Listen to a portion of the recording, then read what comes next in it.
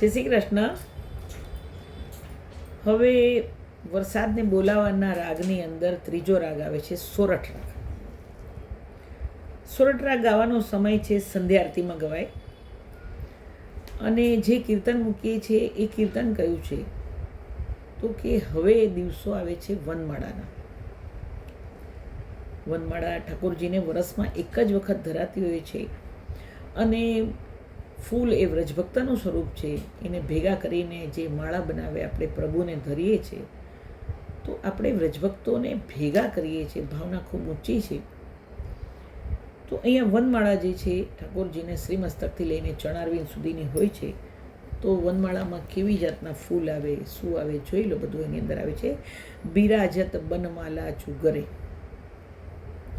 બહુત ભાત કુસુમનસો ગૂંથી, ગૂંજત ભ્રમર અરે, ઇન્દ્રધનુષ કી ઉપમા રાજત, ઠાડે કુંજ તરે, રામદાસ પ્રભુ નટવર કાછે, મુરલી અધર ધરે, બિરાજત બનમાલા જુગરે.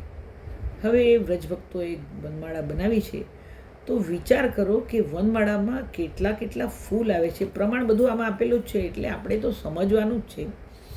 અને ખાસ જોવાનું કે વનમાળા કેવી રીતના છે, શું છે. તો અહીંયા આવ્યું કે બિરાજત ઠાકોરજીને જે ગળામાં શોભી રહી છે. બનમાલા જુગરે, વિવિધ જાતના સુગંધી પુષ્પથી બનાવવામાં આવે છે.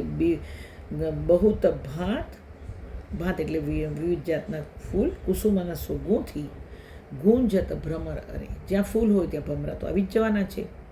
એટલે કીધું વિવિધ ભાત કુસુમન સુગોથી, ગુંજત ભ્રમર અરે, બિરાજત બનમાલા જુગર, ઇન્દ્રધનુષ કી ઉપમા રાજત, ઠાડે કુંજ તરે.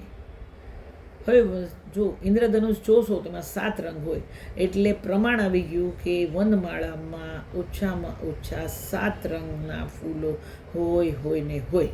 એટલે ફૂલ એટલે એમાં તુલસી પત્તા પણ આવી જાય, બધું જ આવી જાય. તો એમાં ઓછામાં ઓછા 7 રંગ હોય. આપી કીધું કે ઇન્દ્રધનુષ કી ઉપમા રાજત, ઠાડે કુંજ તરે.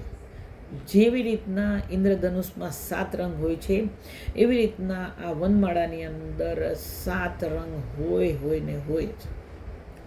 રામદાસ પ્રભુ નટવર કાછે, મુરલી અધર ધરે. રામદાસજીને દર્શન થયા કેવા તો કે આ પ્રભુએ વનમાળા તો ધારણ કરી પણ સાથે વેણુજી પણ ધારણ કરી લીધા છે. રામદાસ પછી નટવર કાછે, પ્રભુ નટવર એટલે કેવું સ્વરૂપ તો 3 બાજુથી વાંકા થઈને પ્રભુ વેણુના વગાડતા ઊભા છે. જઈ લો જેણે પણ ઠાકોરજીને વેણુ વગાડતાના દર્શન કર્યા હોય તો ઠાકોરજીની ડોક થોડી વાંકી હોય, વનમાળા વેણુજી લીધા છે એટલે શ્રીહસ્ત પણ થોડાક વાંકા હોય, ચરણ પર ચરણ ચડાવી દીધો છે એ પણ. એટલે 3 બાજુથી વાંકા પ્રભુ અને કેવા તો કે વેણુનાદ કરી રહ્યા છે ઠાકોરજી. જોઈ લો. ગાયોને પણ બોલાવે, ગોપીજનોને પણ બોલાવે. સાંભળશો તો એમાં આપણું નામ પણ આવશે અને પ્રભુ આપણું પણ નામ લઈને બોલાવતો છે.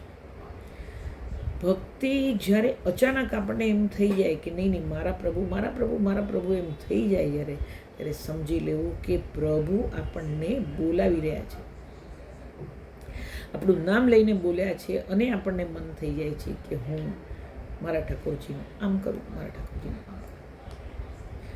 ચાહે સામગ્રી બનાવો, ચાહે સેવા કરો, ચાહે શિંગાર કરો, ચાહે માળા બનાવો, કાંઈ પણ કરો, પણ જ્યારે મારા પર જ્યારે વજન વધી જાય એટલે સમજવાનું કે આપણા પ્રભુ આપણને બૂમ પાડીને બોલાવે છે.